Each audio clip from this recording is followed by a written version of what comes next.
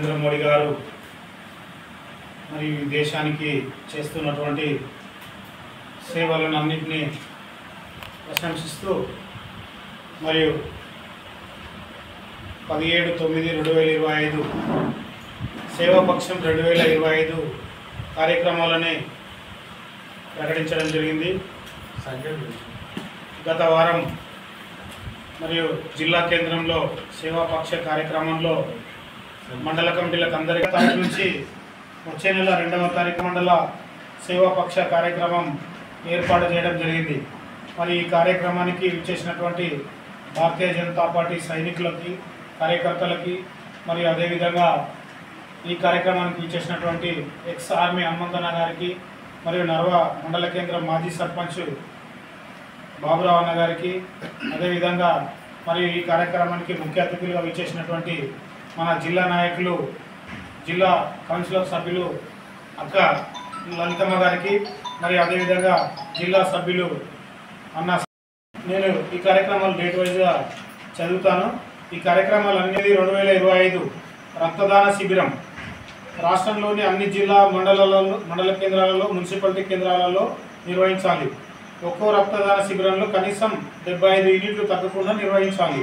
ఈ కార్యక్రమాన్ని యువమోర్చా రాష్ట్ర జిల్లా నాయకులు పర్యవేక్షిస్తారు.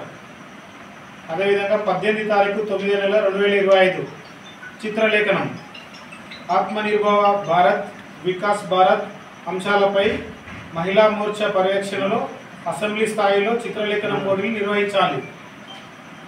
అదేవిధంగా 18/9/2025 రోజున స్వచ్ఛ భారత్ అదే రోజు శక్తి కేంద్రం, మండల కేంద్రాల్లో ముఖ్యమైన స్థానాల్లో నిర్వహించాలి.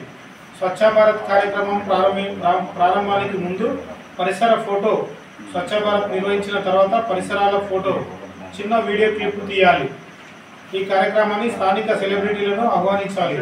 ఈ కార్యక్రమాన్ని ఓబీసీ మోర్చా పర్యవేక్షించాలి.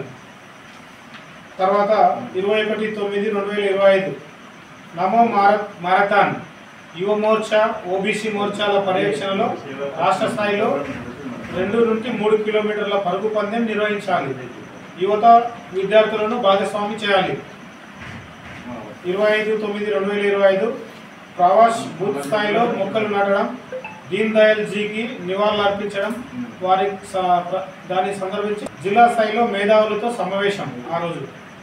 తర్వాత డాక్యుమెంటరీ ప్రదర్శన, ఖాదీ స్టాల్ పై కార్యక్రమాలను కిసాన్ మోర్చా పర్యవేక్షించాలి.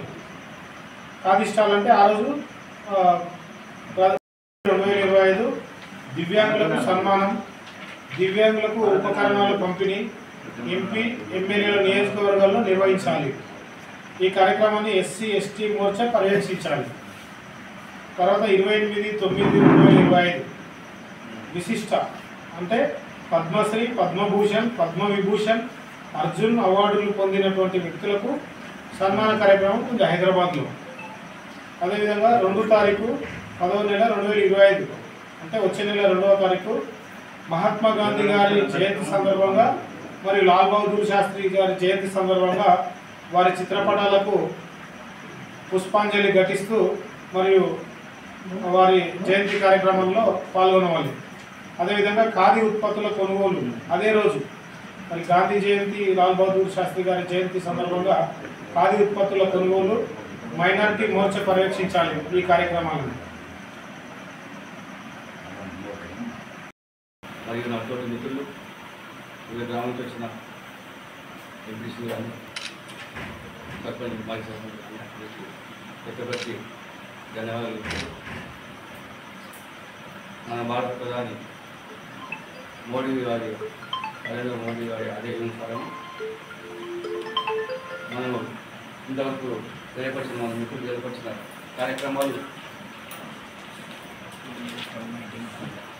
డేట్ వైజ్గా రక్తదాన శిబిరం కానీ, చిత్రలేఖనం కానీ, స్వచ్ఛ భారత్ కానీ ఇలాంటివన్నీ మనము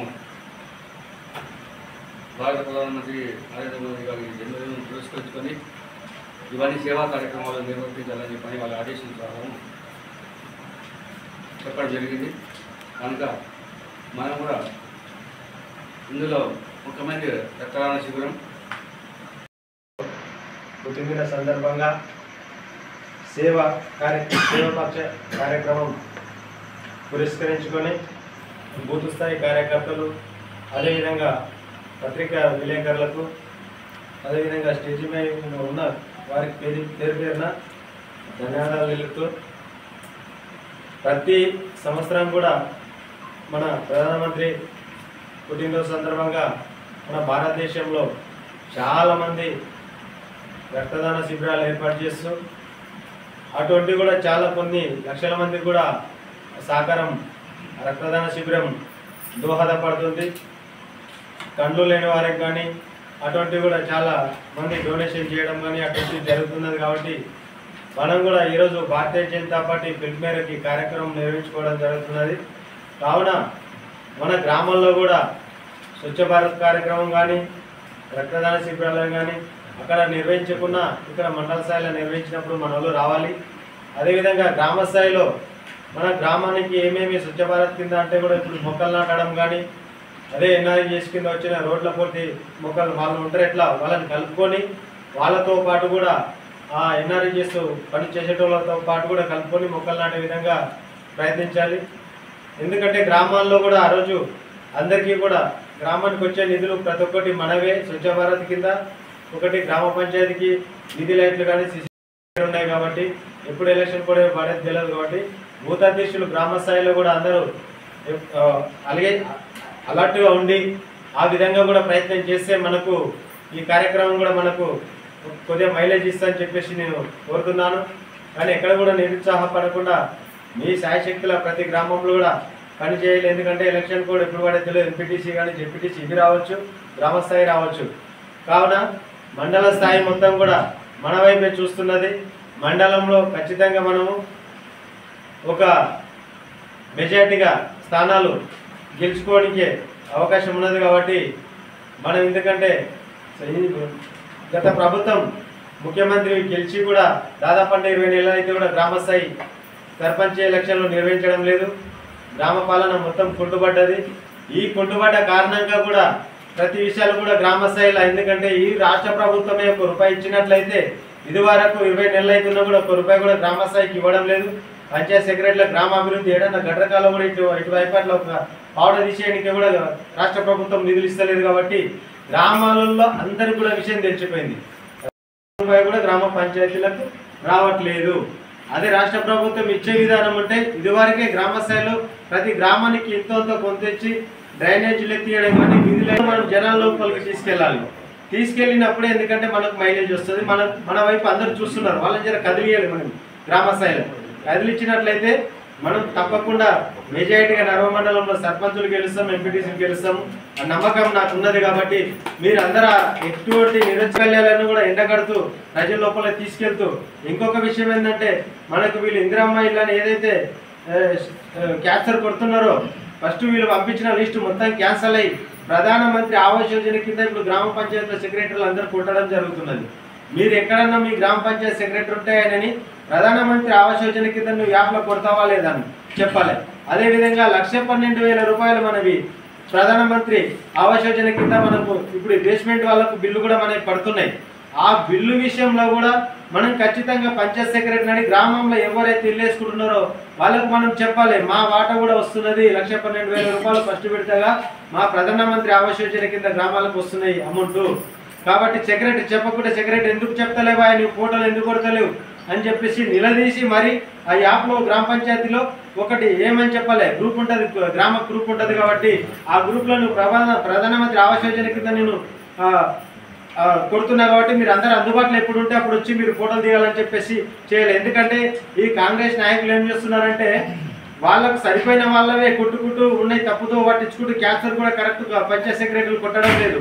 కాబట్టి ఆ విధంగా కూడా మనం గ్రామ స్థాయిలో వాళ్ళని అడ్డుకొని ఈ విధంగా మా పండుగ కూడా సంటకెళ్ళి వస్తున్నది. కాబట్టి మీరు 100% అందరి లేని నిరుపేదలకి చేయాలని చెప్పేసి మనం కూడా అడ్డుపడితే మనకు కూడా వాళ్ళకి న్యాయం చేసిన వాళ్ళు అవుతాము.